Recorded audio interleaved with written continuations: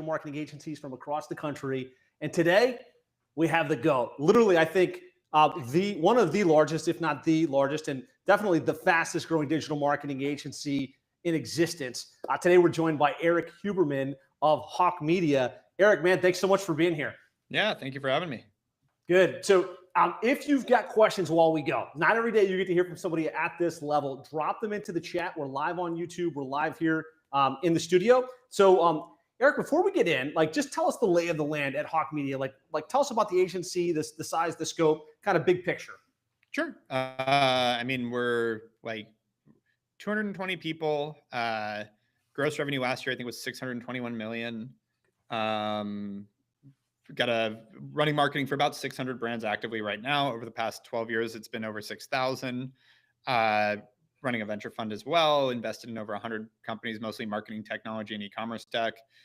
Run our own AI software called Hawke AI that's growing and building. And a bunch of other things. Owner in LA women's soccer team, Angel City, and a bunch of other fun stuff.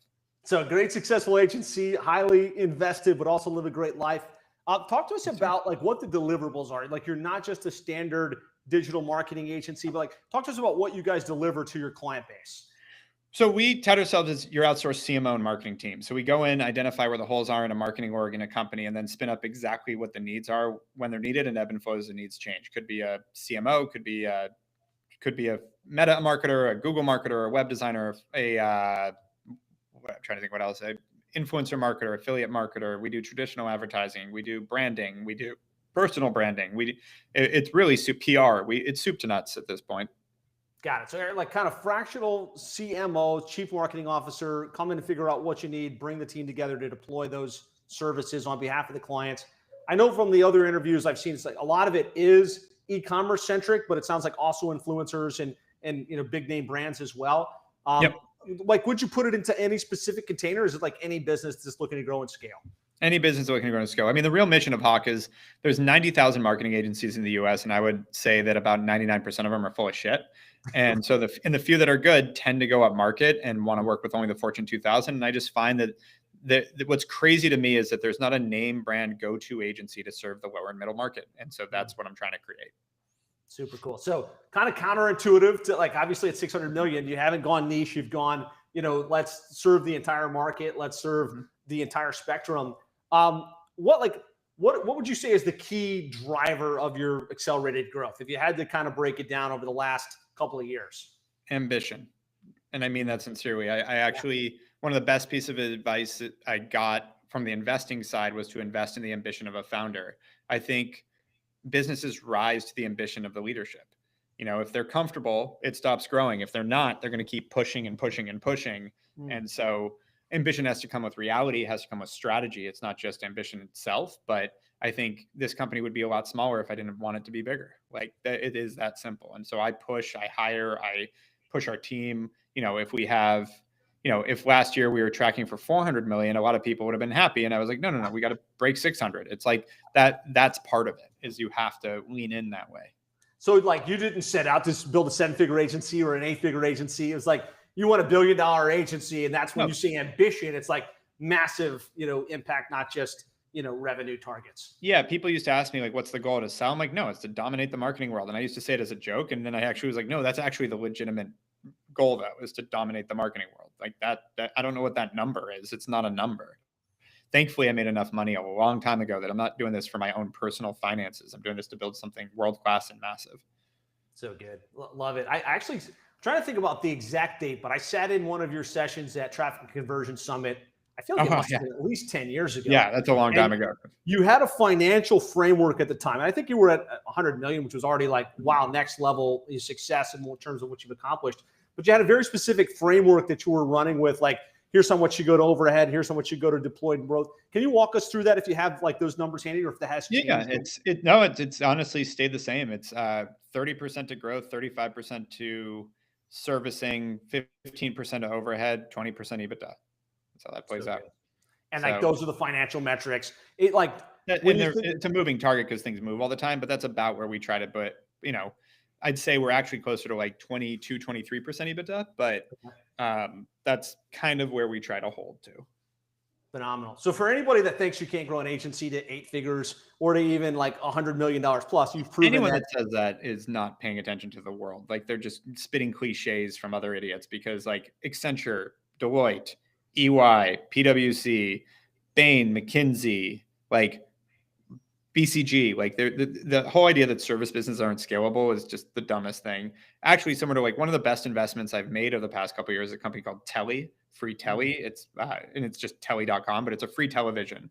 And when I invested, the founder's a good friend. He built Pluto TV and had a great exit there, and I've known him for a long time. And when he went to start this, I'm like, God, I hate hardware because that's the cliche. Hardware is hard to build, but you're a rock star. I'd be dumb not to jump in. He invited me to come and invest in his new company. It's like, you're betting on a rock star. I'll bet on it. So we bet on it, and then it skyrocketed. It's crushing it. And there's some more news coming out soon, but it's like, it is crushing it. And I told him, like, when I originally looked at invest, I was hesitant to invest in hardware because it's so hard to build new hardware. I was like, new hardware. I built a fucking flat screen TV. Like, it's not complicated. It's like, is it hard to build a t-shirt? Because we have about the same blueprint for a TV now. It's like, I didn't invent a new piece of hardware. I invented a new business model around that hardware, but like, it's a television. And so the irony of all these cliches that people throw out, and then you actually look into it and you go, oh, like, it's hard to build a invent new hardware that's never been done before. Yeah, that can be difficult. But to take an existing piece of hardware, change the business model around it, and then maybe spruce it up a bit, not that hard. So same thing with service businesses. There are reasons people say they're not scalable, but then again, some of the biggest companies in the world are service businesses.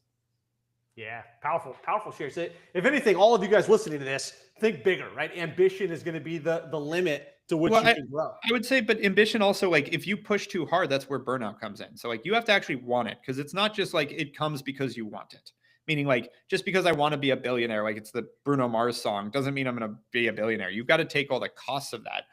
Most billionaires I know sacrifice a lot of other things in personal life to make that happen, and got really lucky. And so you've got to decide at some point, what is it worth to you to hit that level of ambition. I was joking. I just was interviewing someone in the office earlier, like a job interview, and we were talking about kids too. And I was laughing. My daughter asks me now every morning, is it red or green? Referring to the stock market, because I watch the market, not because I'm heavily invested into it, because I watch it for our clients and for our business to see, like, how is the market sentiment right now, and how is that going to affect consumer behavior? How's that going to affect our clients' confidence in investing in the future? All those kind of things. And it's one little habit I have in the morning that now my 3-year-old has adopted with me. That she's like, "Is it red or green, Daddy?" And then she'll say, "How's crypto?" Which, that's a whole nother funny story. But these are the things that are so ingrained in my life that my kids are watching it. Like, that's, I don't want to say it's a cost. It's not that big a deal. A lot of people watch the market, but like that, taking calls constantly. My daughter, understands what Zoom is and did at 2 years old. And like, I use her as the example because even when they're not comprehending much, I was doing so much of these things. She goes shh every time I'm on the phone now, because she knows, like, I might be on a work call, and not to yell at me something crazy. But Daddy, I need to go poop while I'm in the middle of a work call. But this is part of the, I'd say I fall somewhere in the middle, where I actually do believe I have a great balance of it and harmony between, my personal life and work. And I try to find ways it all works together. And I definitely work harder than most people. Yeah, no doubt. So ambition, but like kind of, with what you actually want to accomplish and what your life goals are and the lifestyle you want to live. Right. Technically speaking, so like you've got $600 million in revenue, hundreds and hundreds of employees. Like, is that out of one office? Is it virtual? Is it scattered? Talk to us about how that's structured. So we were completely virtual until 2.5 years ago. Then I got what I call our training wheels off. Well, sorry, we were virtual all through COVID. Before COVID, we were all in office. Then COVID hit, we went virtual. We had a couple of virtual employees, but not many. Then 2.5 years ago, I got a little, what I called our training wheels office in Santa Monica, 3,000 square feet. I had like 10 people working in there. My goal was to start building back an office. The interesting thing there, and I'll share this because it was a lesson for me, was I knew to get like a real hearty amount of people back in office would take me 2, 3, 4 years. And so the idea back then was like, I don't know what I'm doing in 3 or 4 years. So like, why would I even start? And then you realize, like, no, I probably will be doing this. Like, I'm probably not changing. So like, I might as well start now. A lot of people like punt things that are more long-term focused. And you realize, like, that it's been almost 12 years since I started Hawke. Like, that time comes really fast. And so you might as well start building towards a future vision of what you want it to be now because it will catch up. And so I went, let's start doing it. And so for the first year, it was a tiny, shitty little office. We didn't make that many hires. And so we kind of, we started to require people in like 1 or 2 days a week that were local to LA, but newer hires on the sales and marketing side had to be in office, which within the first year, we had our entire marketing team was in office except for one person. And we had a lot of new sellers working in office. And we started to see, oh, this is actually a much more productive team than it used to be. Okay. Then I got hit up by a friend that had access to this beautiful big office that was 4 times the size of what we were in then and way nicer, et cetera. And he goes, come check this out. I'm like, I don't need 12,000 feet. He's like, just come look at it. I'm like, all right, fine. I drive down. It was 4 blocks away. I drive down the street. I walk in. And I don't know, we are on screen, but I want to unplug all my cameras and stuff. But we walk into this office and I'm like, yeah, it's beautiful. It's Headspace's office. It was $1 billion meditation apps office, fully furnished and everything you think it would be. And I'm like, but I don't need it. He's like, make an offer. And I'm like, okay, but I'm going to offer what I would pay for like 5,000 feet. He's like, what would you do that? I told him the price. He's like, that's cheap. And I'm like, but I can get it. I come from real estate. I invest in real estate. I'm like, I'll find an office for that. I don't give a shit. And he's like, all right, make the offer. I made the offer. They slightly countered, but offered a bunch of other concessions. And I went, yeah, done. And so we got a 5-year lease on a beautiful office that we're paying way below market for. And yeah, so we're back in 12,000 feet. And then when we got in here, then it was like, okay, now we're ramping up to being back in this office. So we started to hire people in office. We started making a lot of hires. We started requiring everybody in LA to be back in office, which also caused some people both in LA and outside of LA to leave for multiple reasons. But I realized like people that aren't willing to make first off, I get commuting sucks, but people that aren't prioritizing their career are not the people I want to work at my company. I have I have nothing against them. I think it's their prerogative. Back to the ambition thing. If their ambition is to work a job, get a check, and go, emphasize life and the work life, like we're not work life balance, it's life, and then work comes second. That I totally understand that. I understand why people are gravitating towards that. It's not the people I want working for me. I'm trying to build something world class here. That's the wrong type of person. And so by bringing people back in, we actually alienated a lot of people that were more looking for that. And they self-selected out in a lot of ways, which has been a godsend because now we have a team of people that are just all about it, fully committed, really trying to build something here. And we've seen the productivity go through the roof. We closed probably our biggest deal ever today. I don't want to say that too soon, but I think it's our biggest deal we've ever done. We closed today. So yeah. It must be pretty big. It's a big one. It's really big and it's a 3-month start to something that should be much bigger. It's like a trial. The trial is bigger than any deal we've ever done. And it's one of the biggest companies in the world, to be clear. So like makes sense that it is. And so, yeah, I don't know what our ability to disclose that yet is. I don't know what the press opportunity is there, but that we've just seen like this model, like doing this, being in office is so much more productive. And again, back to the ambition of the founder, my ambition is to dominate the marketing world. So if that's my ambition, I have to be better than everyone else. This is something that needs to happen. For someone that's like, no, I just want to make a living and be able to be in marketing and enjoy my life and have other people that have a lot of balance, then hire remote and, work half a day and go walk your dog and swim in a lake, whatever you want to do. That's not what I'm trying to build. And so that's not how I'm building my company. So you decided, look, forget this. I'm setting up the office. I'm bringing the people back in. You've seen the benefits of that like you can get world-class people. You can keep them engaged. The teamwork that happens with that. What percentage of the team is in an office? I imagine you still have some. So we've scaled from, there were about 10 people in that little office. We moved in here with, let's say 13 people in 12,000 square feet. So that was fun. And now we're probably, I think, close to 60 in here. And we've got, again, like 220 total. So it's ramping quick. A year and a half later, we're that many people in here. So is there a type of like role that you find is better in person, like the sales team, the account management team, versus maybe some of the technical work that gets done maybe doesn't come into the office? Or no, to me, you're coming in like I haven't seen a business case for letting people work remote, other than you might be able to attract better, talent in other places and wouldn't move to LA. But to me, then they're not fully committed to my company. Like if they're not willing to move, I've had that a couple times now where I've interviewed people that are like, yeah, I don't really want to relocate. I'm like, then this isn't important enough to you. That's okay. It's not, that's an objective statement, not an emotional statement. It's like, if this was really the most important thing to you, you would move. Especially like, I understand if people have kids and they're locked down somewhere, et cetera. I understand that. Like, I don't expect to be the priority, to be clear. but Mhm. I also would like people that make us one of their top priorities. Like as someone that like kids are the most important thing in my life by far. Like Hawk absolutely comes second to my wife and kids. Other than that, it's my business for sure. Yeah. So there's a question of Trent saying, to clarify, he's not doing 600 million in revenue. Is that correct? No, it's Yeah. over 600 million Yeah. in Yeah, revenue, we are doing that. which is insane. So, I didn't notice we roughly, had chat till just now.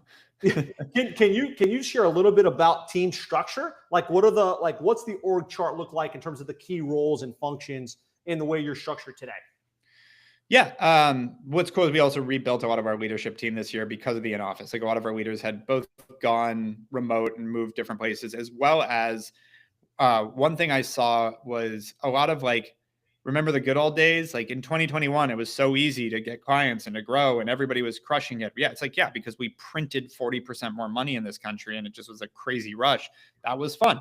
It's no longer the case. So when we were looking at how do we adjust the business and pivot and make changes, a lot of people were not willing to make those changes and were just like burnt out. And so I've now got a new head of sales, new head of partnerships, new head of soon. We actually just sent the job offer.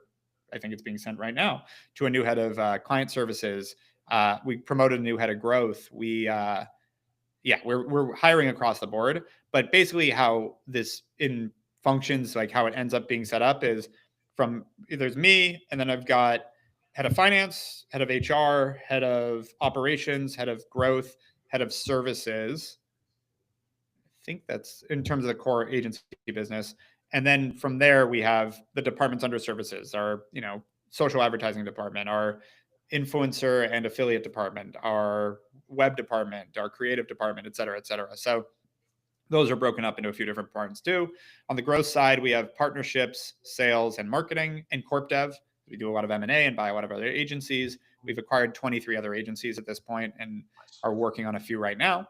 And then we have Hawk AI as a separate entity to that, or not entity, but a separate department to that, which is our AI tool that we've built. And then obviously Hawk Ventures is separate as well. Got it. All right. So that's like a good high level overview of the structure. Really, really cool breakdown there. Um, when when you go back, like, so like you're at 600 million now, which is incredible over less than Yeah. 20 years. It's like sounds like um, like what was the first 10 million? Like what was the target market? What was the program structure? Talk us through, like, if you can think back that far. Yeah. Yeah, it was, I mean, so, and to be clear, we're talking gross revenue on the revenue side. So Right. want to clarify that the first 10 million came in months, not years. Like that was a quick jump.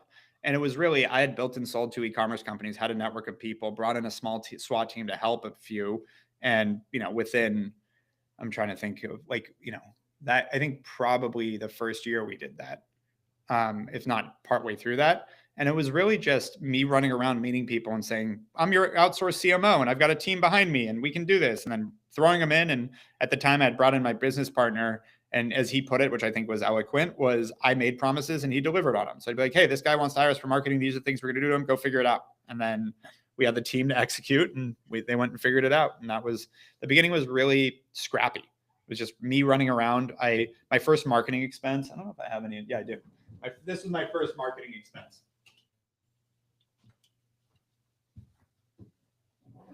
Awesome. Custom glasses. Nice. Buck a piece, handing them out everywhere.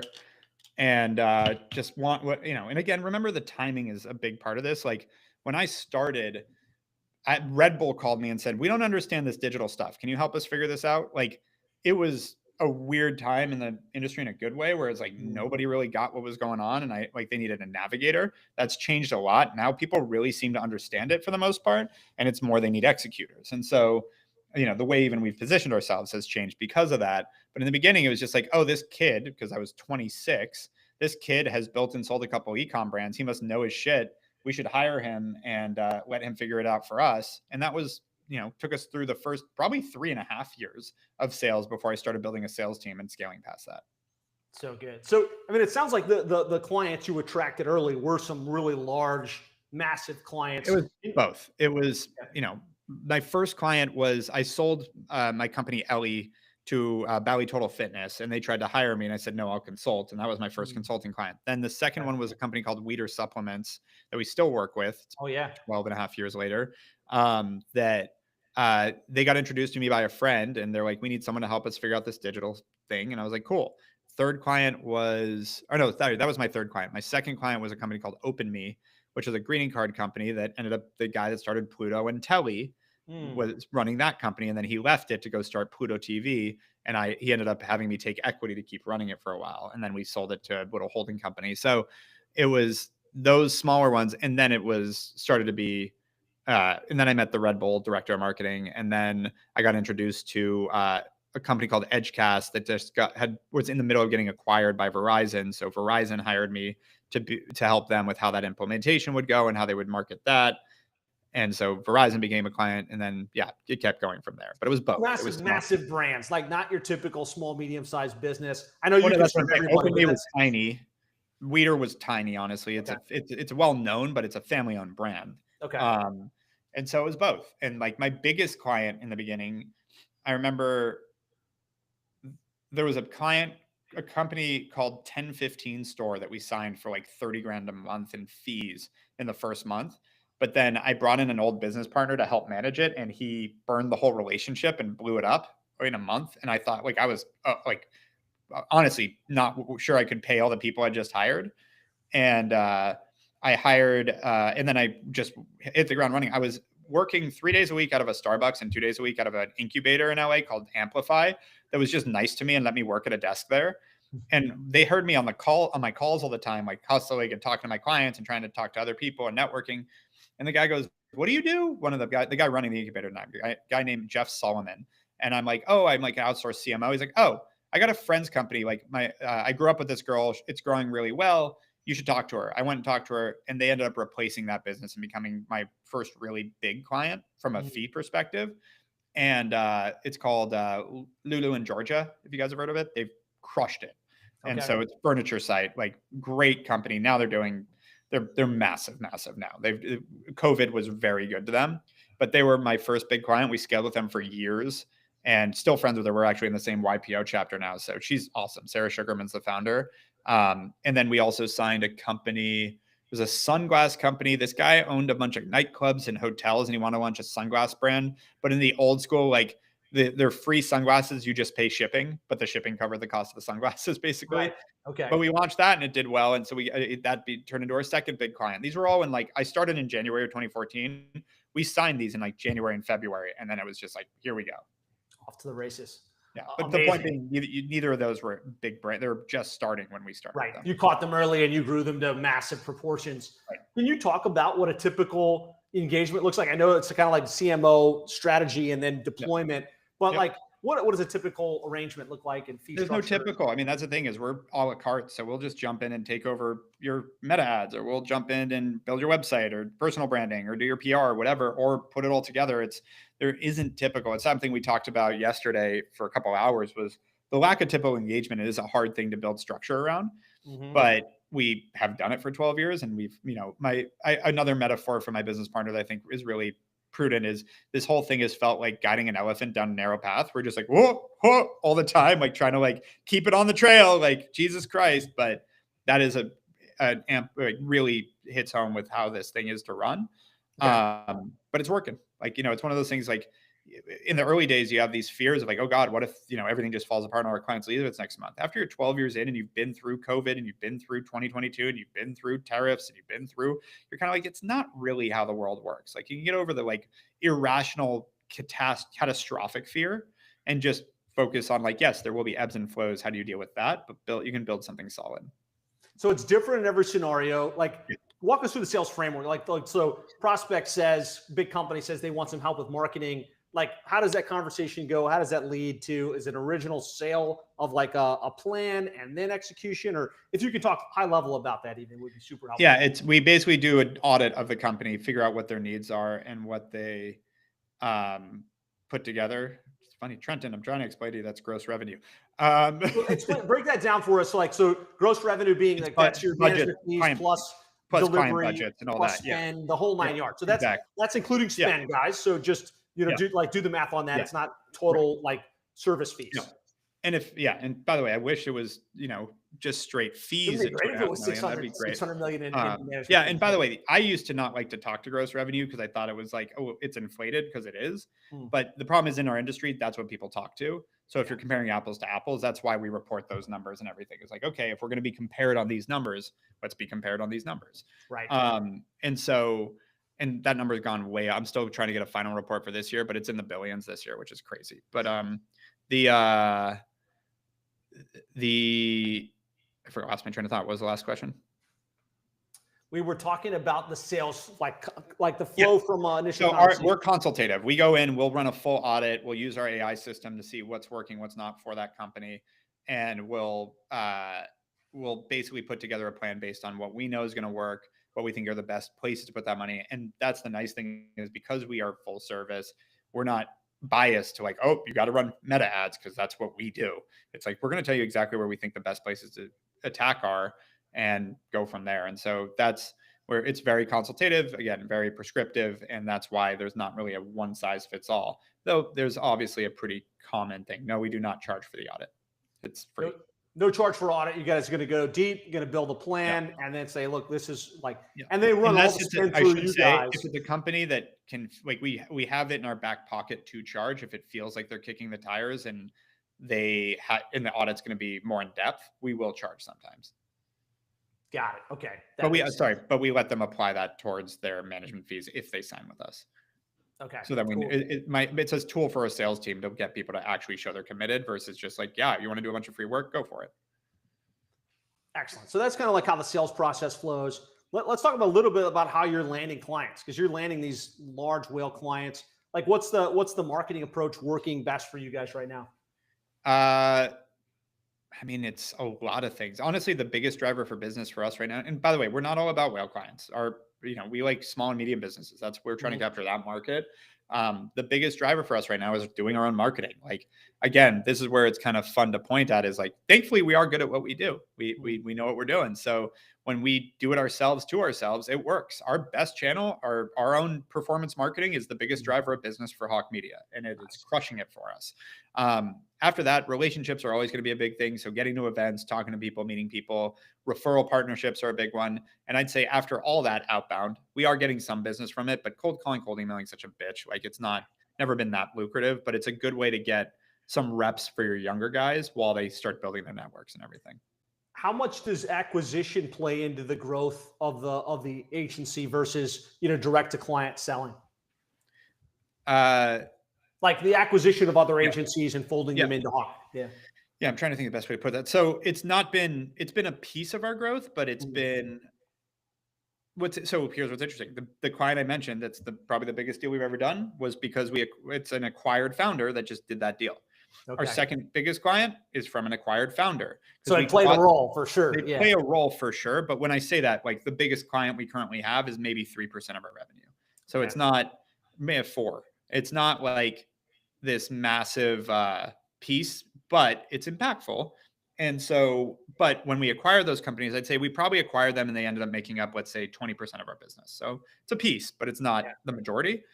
And then, we're getting some growth and some shrinkage. That's the thing, is with the M&A side, some, just like anything else, some work out and some don't. And so I'd say overall, it's probably maintained about that. But we just hired a new head of corp dev. We are leaning into that more. Again, we've got a few deals we're working on right now that we're hoping to like really start to build that up some more, because we're seeing that, similar to those 2 clients, when we do find a good one, it goes really well. So good. So we've got the book, obviously, The Hawke Method, which all of you guys listening should go out and check out. We've got being at events and like participating, referral networks. Yep. Is there any kind of, structured content strategy? I know you guys put out a ton of content. Like, I know you lean heavily on case studies. Talk to us a little bit about that. Well, again, I'm happy, anyone who wants to reach out, I'm happy to give you a copy of the book, but we talk about, it's sitting right here too, awareness, nurturing, and trust are the 3 pillars of marketing. Like, you got to create awareness that you actually exist. You got to nurture that awareness to actually get them to convert. And then you got to build trust or third-party validation, because 75% of people aren't going to buy from a company they don't inherently trust. They want to see some sort of validation. And so knowing that, all the things you just mentioned, it's not just about like, they're not just different funnels. Like, the reason we have case studies, part of a holistic Exactly. process. It's the third part. Like that's why partnerships are great. It might not just be because they're going to introduce me to new potential clients, but they can validate us when we do co-marketing and they go, oh, wait, you're hosting an event with Shopify and Klaviyo. Obviously you have a little bit of credibility, like Right. things like that. Hmm. And so I'm always like, my main focus as a CEO on the company has traditionally been that trust factor because we have a sales team, we have a marketing team. They're helping with awareness. They're helping nurture that, especially the nurturing piece. That's my sales team for the most part, with some content and all that. But for me personally, I'm like, I need to make sure that like when someone's making a decision on whether they're going to hire Hawke or someone else, it'd be a stupid decision to hire someone else objectively. I want them to be embarrassed to have that conversation that they didn't hire Hawke Media. And so I am always looking for how do we create more and more credibility and validation. Case studies are a great way to do that. Obviously, testimonials, reviews. The book helps with that. Having that taught, our book is now taught at Columbia and NYU. So I get to tell people we wrote the book on marketing. Who else are you looking at? Because as I tell my sales team, my job is not to convince someone that they need marketing or not. If they don't understand the value of marketing, I don't want to talk to them. Yeah. That's not my job. My job is to convince you that we're the best option once you know you need help from someone, whether it's hiring in-house, a different agency, doing it yourself, your friend's nephew coming out of college that has a TikTok that's going to take over yours. I want you to understand that like I am the best option and that's my job. So yeah. Super good. So we like kind of talked a little bit about that attraction method and kind of how you convert those opportunities. You mentioned two things. I just want to drill down a little bit further: joint venture, relationships, and acquisitions. When it comes to the joint ventures, is that usually just win-win? I'm going to support you. You're going to support me. Or are you doing rev share type of deals typically? Just talk to us a little bit about Flat partnerships. fees and a percentage of spend. Like the rev share side of it is someone loses. Either the client overpays or the agency doesn't make enough. And so when the client overpays, they're fucking pissed at you. Don't let them tell you otherwise. Like I've been through that.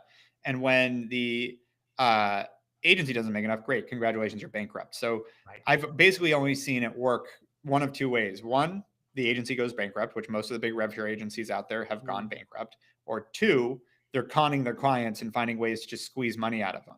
And so a lot of times it's both.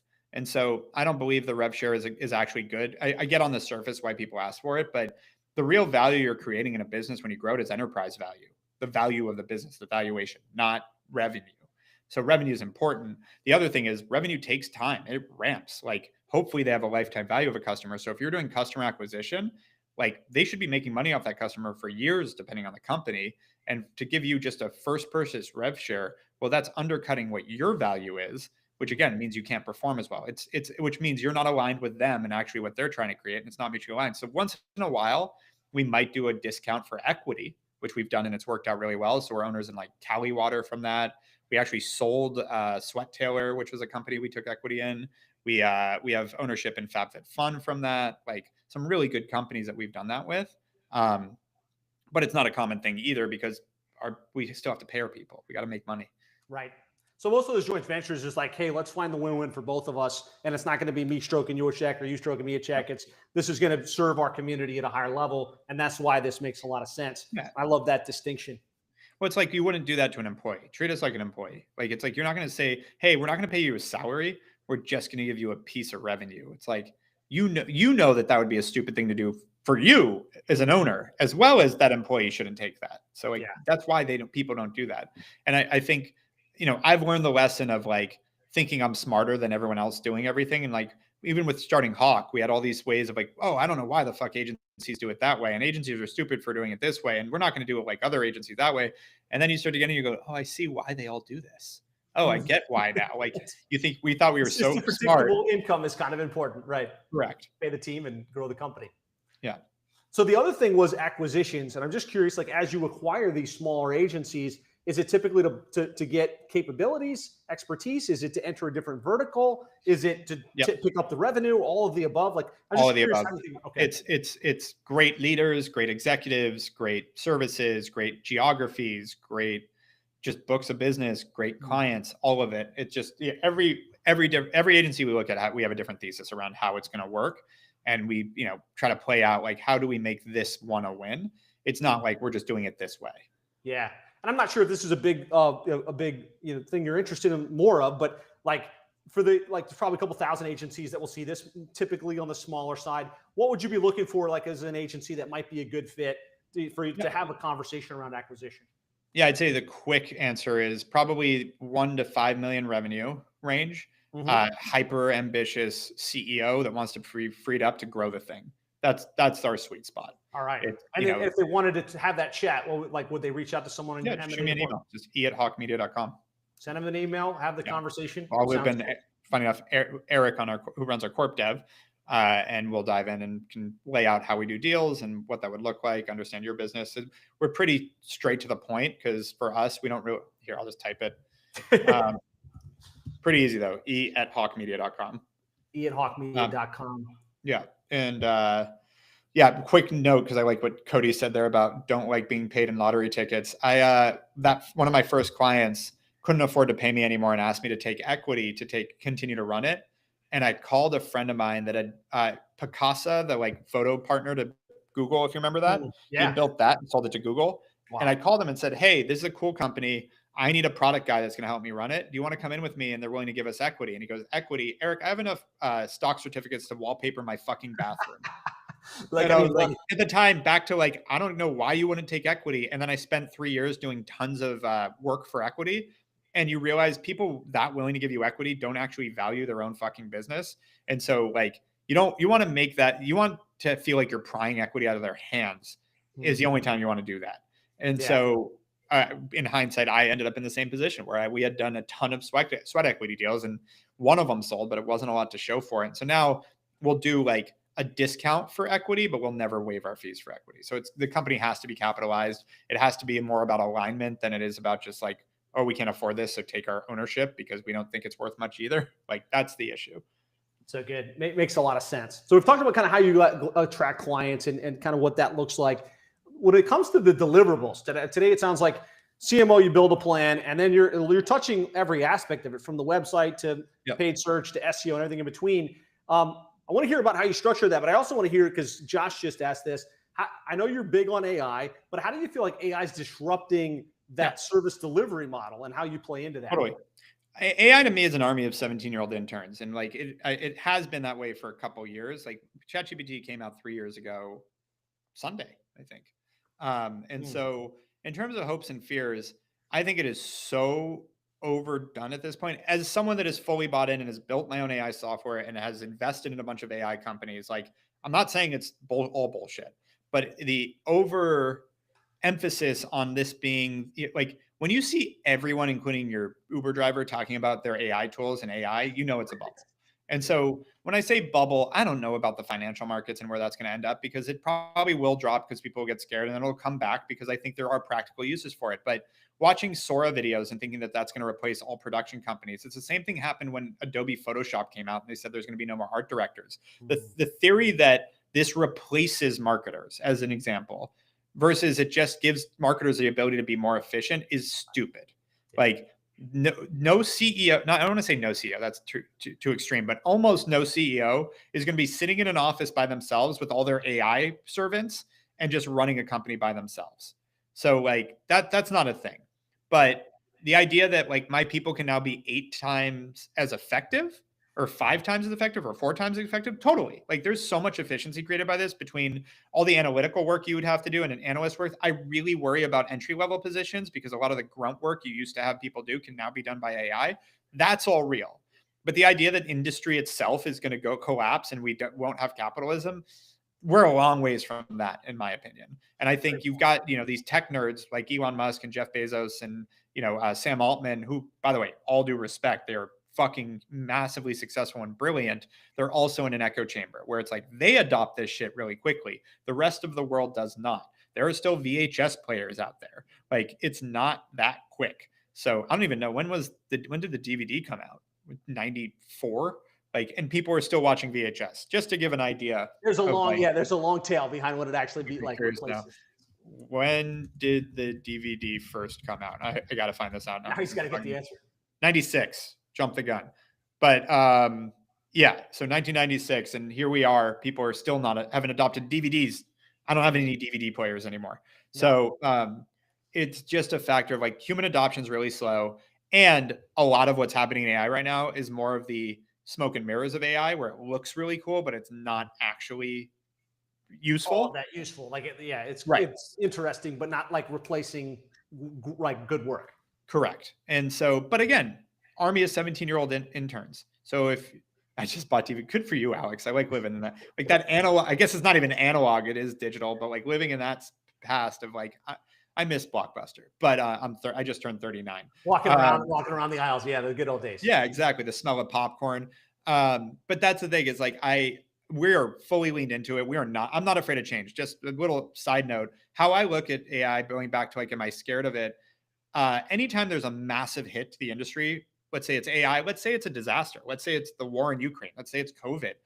I look at this. One of my favorite anecdotes is that joke about like two guys are in the woods and a bear comes charging at them, and one guy bends down to tie his shoes. The other guy says, "What are you doing? You can't outrun a bear." And the guy goes, "I don't have to outrun a bear. I have to outrun you." That's how I Mm-hmm. look at all these disasters. It's like I'm not worried about it because at the end of the day, marketing isn't going away. Right. I just have to adapt and change faster than all the other guys and be better than the new guys that come up during that so that I can continue to grab market share. To me, that's all opportunity. It's like I know people like to rest on their laurels. So every time I see a shakeup in the industry, I don't care about resting on my laurels. That's just my nature is I like change. I like trying something new. I get bored too easily. And so the moment I see things going crazy, I'm like, fucking great. I'm going to watch 25% of my competitors fall off and now I'm gonna have to deal with some probably new incomers, but I'm gonna grab even more solid ground for my own business.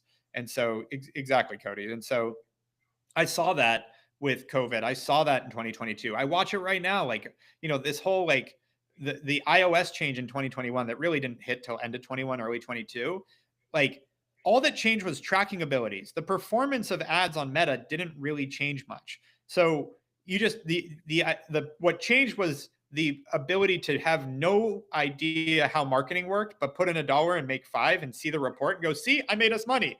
Right. Like that went away. So all Mhm. that did was weed out a ton of my idiot competitors and basically honed a bunch of solid agencies. And then what I watched is right after that, so many of my competitors were burned out because of that shakeup. You've got Power Digital, W Promote, Mute 6, Tenuity, who else is big in our space that are like deep, like, and by the way, all their founders, great friends, love those guys. Talking to Grayson tomorrow, who started Power Digital, or no, today or tomorrow, I can't remember. And I talked to Steve Weiss from Mute 6 on Sunday night. But anyways, point being, they all sold and got out. So now they're all run by like hired executives that are kind of chugging along, but we're not. We're still hard charging. And so, in terms of talent acquisition, in terms of client acquisition, we're still have our soul where these are all PE back trying to grind it. And so it really has made it like we celebrate every time one of our competitors sell. Like perfect. We know what's going to happen Because next. you still have that entrepreneurial spark Yeah. driving things forward versus And a lot of what drives that is they don't want to get like businesses stop for two reasons. They get underwater financially, which, in agency world, don't take on fucking debt. Like just run your business profitably. It's an agency. You don't need CapEx. Like don't take on debt. Don't raise money. That's one reason businesses fail. So don't do that. And number two, the founding team decides to give up. That's it. Because if you don't get underwater financially, then you can shrink as much as you want or grow. Just don't get underwater. And that includes signing a crazy lease that you can't afford to keep. Like, be careful how you manage your money and what you commit to. And then you can ebb and flow as much as you want to. And then it's just a function of, are you going to stick with it?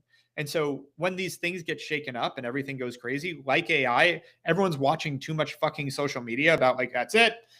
Next year, we're going to have no more employees and everyone's going to need, universal basic income. It's like, that might come. I don't want to turn it off, but like turn off your fucking social media and just run your business and watch this stuff more as what opportunity it creates, not what risk it creates. So don't be afraid of AI, but at the same time, don't sleep on AI. I know you've got a whole AI part of your company where you're using it. Talk to us a little bit about Hawke AI and how that plays into your agency. Yeah. So, I mean, this was something I was introduced to AI a decade ago. I was on the board of a nonprofit called X Prize. That's a longer story, but a really cool nonprofit. It was introduced to a guy named Ray Kurzweil, who became the head of AI at Google. And it was one of the first like early predictors of how AI would play out. I had nothing else to base my knowledge off of. So I just said, let's assume you're right, and started building for it. And so I realized that if we're going to truly have artificial intelligence, the most important thing to be able to do in a competitive landscape like that is to be able to teach that something unique. And so I went, well, what can I teach AI uniquely? Well, I have more clients than most agencies. We sign Get 50 all the clients data. a month. And, I just found out, like, we just went through the numbers. We've had over 1,000 different companies work with Hawke Media this year, Wow. which I didn't even know that number till yesterday. And I was like, that's actually fucking insane. Mhm. All that is our data because of the way our contracts are written. So for the past 10 years, we've collected all the data in real time and kept the pipes in there, kept API calls. So now we have 7,000 companies, marketing, media, and revenue data running through our pipes in real time. And now this AI thing comes around. We called it Hawk AI, by the way, before, like, in like March of 22, before ChatGPT came out. Before it was a So big thing, right? yeah, and now we look like we're on the bandwagon, but we now have this data pool that we're continuing as AI advances to be able to use that as a way to teach AI. This is what great marketing looks like, and this is what the benchmarks are, and this is how things perform, and these are the execution items, et cetera. So that now we're able to basically identify what's working, what's not in an individual company, and do a SWOT analysis instantly on their performance marketing based on how the market's moving. So the quick example is, let's say your Facebook ads are down 10% month over month on a ROI standpoint. You might go, well, shit, we got to fix this. Change our ads, change this, change that. Well, what if the Facebook overall is down 20%? If everybody's down double what you are, it's kind of like the S&P 500 to the market, where it's like knowing where the benchmarks are really important in judging your own performance, because it might just be the overall market sucks, as one simple example of what we're able to derive from that. So now we're using AI to read that quickly, give us that answer, so we don't have to spend days figuring it out. It's just like, here's the problem. So good. And like you got in early on that. That's one of your competitive Yeah. advantages, right, in the marketplace. For another agency that's trying to figure out how can I leverage AI to make those types of Use it predictions. too. We actually let other agencies use it because for us, more data better. So we charge $250 per brand per month, and you can pass that through to your clients. So Okay. Hawk AI, actually, we have tons of agencies using it. So if you don't want to try and build it, that's a great option, right? Yeah. Jump in on Yeah. Hawk AI and Yep. shortcut the process. I Yep. know And we're that's getting short frankly on time. I want to be respectful of your time. There's a question here. Yep. But before we go that, Hawk AI, where would they learn more about that? Hawk.ai, All right. HAWKE.ai. Yeah. And feel free to reach out to me if I can introduce you guys to the CTO of it if you want to. Fantastic. All right. I think this is a really good question from Danny. Danny's asking, knowing what you know now, Erik, what do you see most agencies' numbers at 10 million that aren't doing to serve their clients and provide results from a service offering perspective? Yeah, the problem with agencies in general is there's no barrier to entry. And like, you have to be real with yourself. Are you truly one of the better people to take over the marketing for your clients? Because if not, you're conning them. Right. Like, if it's just like if you're a home builder and you don't know how to build a great house, and you build a house for someone and it collapses, you'd be considered a con man. Same thing in marketing. Just, it doesn't actually legally bite you in the ass, but ethically it does. And so most of the small agencies I look at, which is why we talk to hundreds and don't buy hundreds, is they just aren't that good at marketing. They're good at sales. They're good at convincing people and conning people. And and the irony is, you don't build a great business that way. Most of those companies, the reason we're even talking to them about selling is because you build a hamster wheel for yourself where you're constantly churning through clients because they're Land, none of lose, them land, are lose, sustaining. land, lose, burn your Yeah, exactly. reputation. 100%. And so you end up on this hamster wheel where, by the way, that's not that profitable of a business then. So you might be making 50, 100K a year. You'd be better off getting a fucking job with how much you're working and how much is riding on you and the risk you're taking. But maybe whether it's ego or a sense of what you think is freedom, because let's be real, you're working a lot more than 40 hours a week if you're running an agency. You end up, churning through this. So like, the end of the day, how do you get past that? If you're great at what you do, that's how you get scale in an agency, because reputation is the biggest thing in this. And like, you will have naysayers, you will have people talk shit about you. And one thing that was like a really nice milestone sort of qualitatively for us was when we'd get an angry client now and then a bunch of people would tell them to shut the fuck up. Like, because they're like, like, I had a client that we tried to work with for a year, and he wouldn't, like, we were doing great, but like, they wouldn't, the founder was just volatile. He would like cuss us out about things we had nothing to do with. Like, we did not manage their website. Their website was down one day, and he's telling my team they're all fucking idiots. And I got on, I was like, you can't swear at my team. Like, that's not okay. You're not doing that. Next time he did it, I was like, we're done. And he went to like some brand meetup. This is a pretty well-known brand, and was talking shit about me. And someone goes, at the time, I think we had built to, I think at that point we're probably 100 million. And so he was like, the guy's like, these guys are bullshit, da da da da. And they're like, they've built $100 million business and you're doing like 10. Who's bullshit? Like, Mhm. shut the fuck up. And Mhm. so I heard from a third person that watched it happen, like, you're gonna love this one. And so knowing that we did such great work and had such a great reputation that other people were willing to defend us when we weren't there, that was huge. But that comes from doing good work and high integrity. Like, Yeah. if you're not going to always be, you're going to get accusations. Yeah, exactly, Cody. We're on the same page here, Cody. I talk about that with, I have a trainer and I'm like, I want a trainer that looks like I want to look. Like, what the That'd hell be are we ripped, doing? right? Yeah. And so shout out to Andreas. I got to give him shit today. But at the end of the day, like, if you hold high integrity and you know thoroughly that you are doing the right things and doing good work, it is actually pretty easy to grow an agency, because then you're going to keep your clients, they're going to stick with you, they're going to trust you, and then it's just how hard do you want to push to go find more.